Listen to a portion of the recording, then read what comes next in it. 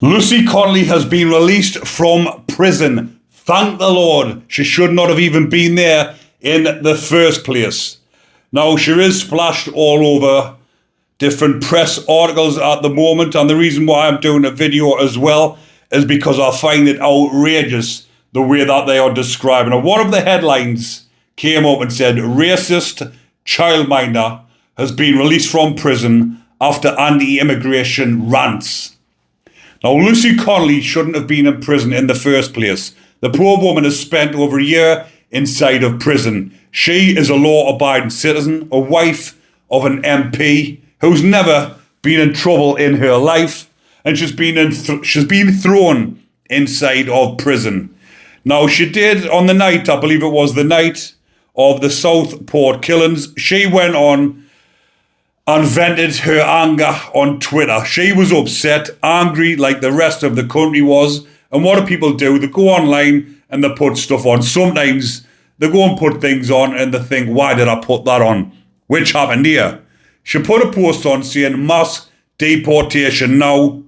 Set fire to all the effing hotels, full of them for all I care. If that makes me racist, so be it. That does not make her racist in one slightest bit. In that sentence she put on, for all I care, she didn't incite it. She didn't say, go and do it. She put on and said, for all I care, which is not, in my eyes, inciting anything. Nothing came of this. She actually went out and walked her dog. And when she came back and realised she'd put this post on, she thought to herself, maybe I've went a little bit too far, and she deleted the post. That would have been the end of it. But some sly dog went and screenshotted it because they knew she was the wife of an MP. And a couple of weeks later, they started sharing the screenshot all over Twitter.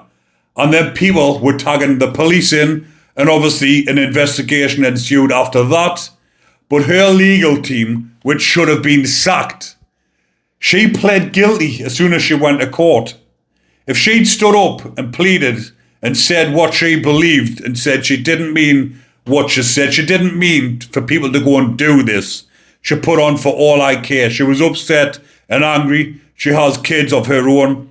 I believe when I've done a story on her, she lost one of her children and she suffered from PTSD, and it affected her mind for what happened, which it did for the rest of the country. I bet you any money there was worse things put on Facebooks and Twitter than what she said about this Southport killing.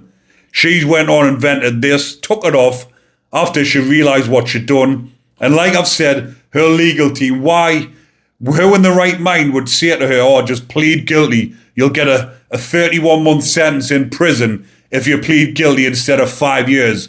So she's thought, oh shit, I best plead guilty. She's pleaded guilty and ended up spending over a year inside of prison. I've done a story last week about an opposition protester, shall we call him a protester, a Muslim protester who went out and he started fighting against the police. He covered his face up with a bandana. He was launching bricks at the police. He went and took it to trial. He went up on trial, said the reasons why he done it, said that he was a peacemaker to start with, but then for 3 hours afterwards, he was attacking police, chucking bricks, stashing bricks for later on. And what happened to him? He got a suspended sentence. He was trying to harm people physically. He was out there with bricks. He had his face covered up. He had the intentions. Lucy Connolly didn't have them sort of intentions. She put a tweet on that she knew was wrong and deleted. So why did she have to go and suffer a law-abiding citizen? Bearing in mind this person I'm talking about who was chucking rocks at the coppers has already been in trouble before.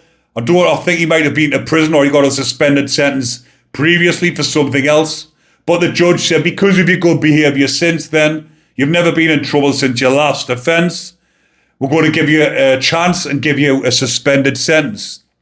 So why someone who's never been in trouble in her life, who has problems at home with her little one, with her child, I believe, and she has been put in prison.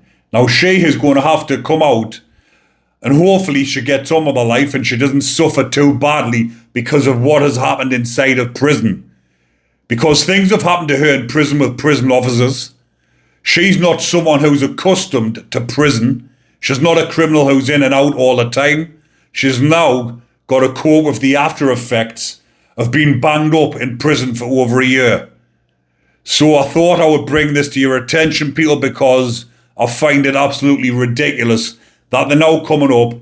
Not only has she got to come out and feel ashamed because of the way they have made her feel, because of what she said, she's going to be all over. The press is going to be following her all over. They're putting articles up calling her racist and everything, which is absolutely outrageous. Hopefully she comes out, this blows over, she gets on with her life, and she can live in peace and put this behind her, because she should never have stepped foot inside of prison. Let us know what you think, people. I'm going to leave that one there for now. Hopefully you are enjoying the content, and if you are, remember to comment, like, and subscribe. Take care, everyone. Stay safe. Enjoy the rest of your day, and watch what you're putting on social media, because there's an elite task force watching you.